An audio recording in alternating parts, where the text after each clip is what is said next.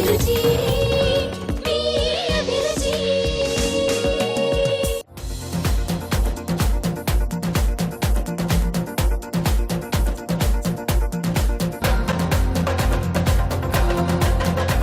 మరి మన next segment just minute.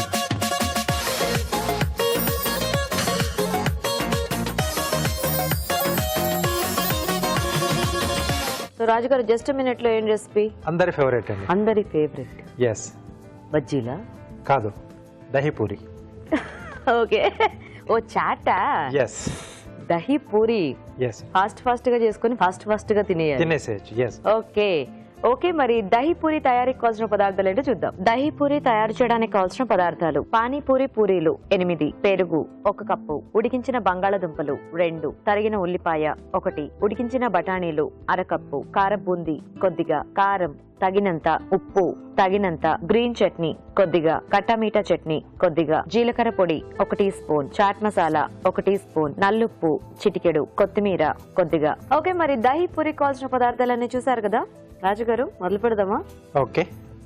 So దీనికి బేసిక్ గా మనకి కుకింగ్ ఏమి ఉండదేమో కదా? ఏముండదండి. సో అంటే మనం ముందుగానే చేసి పెట్టుకోవాలి. So Okay. బంగాళదుంపలు ఉడికించి పెట్టేసుకోవాలి. బఠానీలు కూడా అంటే డ్రై బఠానీలు ఇవి కూడా కొంచెం పసుపు వేసేసి కొంచెం ఉప్పు వేసి ఉడికించి పెట్టేసుకోవాలి. ఓకే.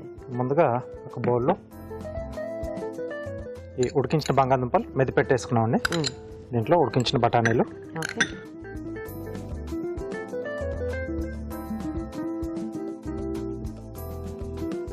దీంట్లోనే సరిపడా ఉప్పు, కొద్దిగా కారం, ఓకే, కొద్దిగా చాట్ మసాలా, కొత్తిమీర, ఓకే, కొద్దిగా జీలకర్ర పొడి అండి. సో ఇవన్నీ బాగా కలిపేసుకుంటాం. సో దీంట్లో మామూలు బఠానీ వాడితే అంత టేస్ట్ ఉండదా రాజుగారు? అంటే ఆల్మోస్ట్ మనం ఎక్కువ ఎప్పుడు ఈ డ్రై బఠానీయే వాడుతుంటాం కదా, అంటే బయట కూడా మనకి ఇవే ఇస్తూ ఇదే ఉంటాం. దొరుకుతుంది.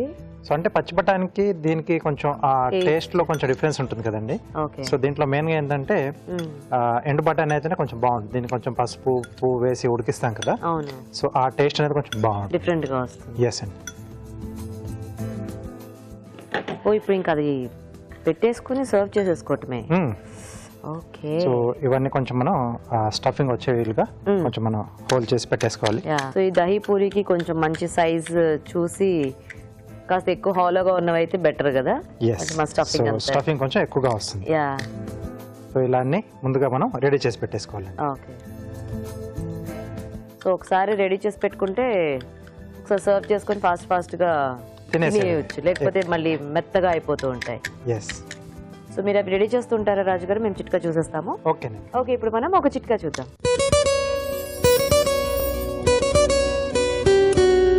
ఇప్పుడు మీకోసం మరో చిట్కా. ఈ మధ్య కాలంలో పిల్లలు పెద్దలు అందరూ కూడా బ్రేక్ఫాస్ట్ లాగాను స్నాక్స్ లాగాను ఇలా బ్రెడ్ ఎక్కువగా తినడానికి ఇష్టపడుతూ ఉన్నారు.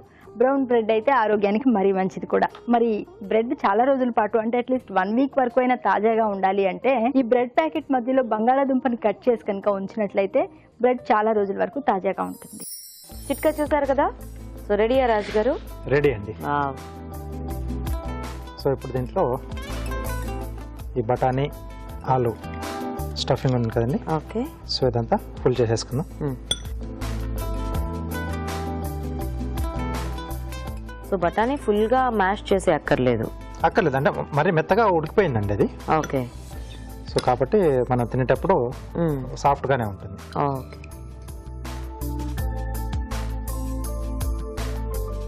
ఈ డిష్ చేసేటప్పుడు మెయిన్ ప్రాబ్లం ఏంటంటే ఎవరైతే చేస్తూ ఉంటారో వాళ్ళకి తినడానికి చాలా లాస్ట్ ఛాన్స్ దొరుకుతుంది కదా. సో ఇప్పుడు నెక్స్ట్ పెరుగండి. ఓకే. పెరుగు కొంచెం ఫ్రెష్ గా ఉంటే బాగుంటుందండి ఈ డిష్ లో. ఓకే. సో ఎలాగో కట్టామిట్టా చట్నీ ఇవన్నీ కూడా వాడుతున్నాం కదా. సో పుల్లగా కంటే కొంచెం ఫ్రెష్ గా ఉంటేనే బాగుంటుంది. ఓకే. మీరు కార్వింగ్ ఫాస్ట్ గా చేసేయాలి మరి. సో ఇలాంటి డిష్ ఉన్నప్పుడు కొంచెం అలా ప్లాన్ నాకు చేసుకోవడం. ఆల్రెడీ ఇక్కడ నోరు ఊరుతోంది బేసిక్.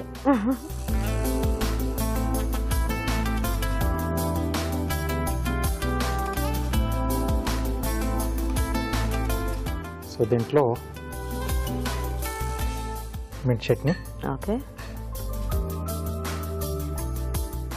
కాకపోతే బయట వాళ్ళు సర్వ్ చేసేటప్పుడు ఎక్కువ అలా పోసేస్తారు, అది బాగా లిక్విడ్ గా చేసేసి పట్టుకోవడం కూడా కొంచెం చాలా ఫాస్ట్ గా చాలా ఫాస్ట్ గా సాఫ్ట్ అయిపోయి అంతా ఇట్లా మొత్తము మ్యాష్ అయిపోతుంది. ఇట్లా మనం ఇంట్లో చేసుకుంటే హ్యాపీగా కొంచెం నచ్చినట్టుగా చేసుకోవచ్చు. గడ్డ పెరుగు అలా వేసుకోవచ్చు. ఓకే, కట్టమిట్ట చట్నీ. ఓకే,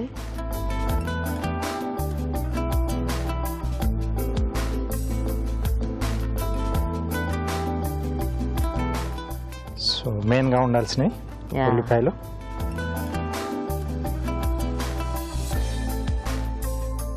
అలాగే కారపూస కానీ లేదా కారబుంది మన చాయిస్ అండి. ఇవి కొంచెం కరకరలాడితే కొంచెం బాగుంటాయి. ఓకే, సో కొంతమంది వీటిని ఏంటంటే కొంచెం నానబెట్టేసి కూడా యాడ్ చేసుకుంటుంటారు, అంటే కరకరలాడుతూ ఉండకూడదు, కొంచెం ఆ టేస్ట్ రావాలి అనుకుంటే. ఓకే, సో వీటిని కొంచెం నానబెట్టేసి నీళ్ళు పిండేసి అలా కూడా వాడుకోవచ్చు మనం. ఓకే, సో చివరిగా కొంచెం అలా నోట్లో పెట్టుకోగానే తెలిసిపోవాలి. నల్లుప్ప. ఓకే,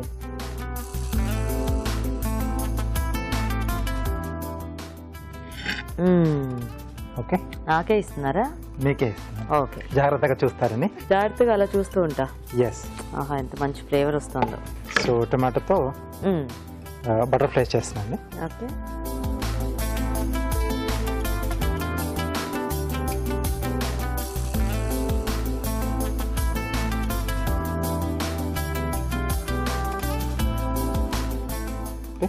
సో ఇలా టర్న్ చేసుకుంటాం.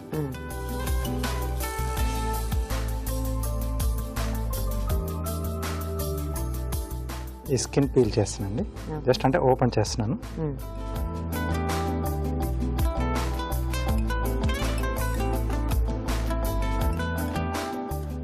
సో వీటిని కొంచెం ఇలా రబ్ చేస్తే బెండ్ అవుతాయి. ఓకే, హ్యాపీగా ఇది కూడా తినేసేయచ్చు. రెడీ అండి. రెడీ.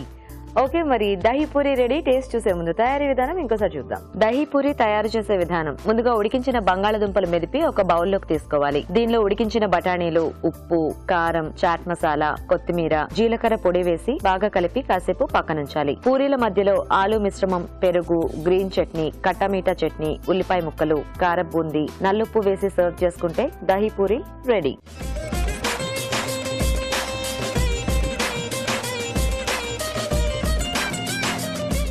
ఓకే, మరి దహీ పూరి తయారీ విధానం చూసారు కదా, తీసుకోండి రాజు గారు. ఆల్రెడీ కొంచెం సాఫ్ట్ అయింది. ఎస్.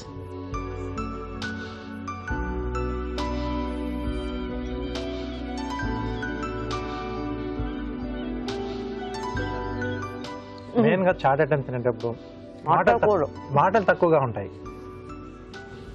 అంటే మనం వేసిన అన్ని కట్టమిఠా చట్నీ కానీ, గ్రీన్ చట్నీ, పెరుగు, సో పైనుంచి కొంచెం ఆ కారపూస కూడా వేసుకున్నాం. టొమాటో చట్నీ, నలుపు టేస్ట్ బాగా తెలుస్తుంది. ఎస్, అందుకే ఫైనల్ గా కొంచెం పైనుంచి అలా స్ప్రింకిల్ చేస్తాం. ఫస్ట్ నోట్లో పెట్టుకోగానే ఫస్ట్ అదే తెలుస్తుంది మనకి, ఆ టంగ్కి.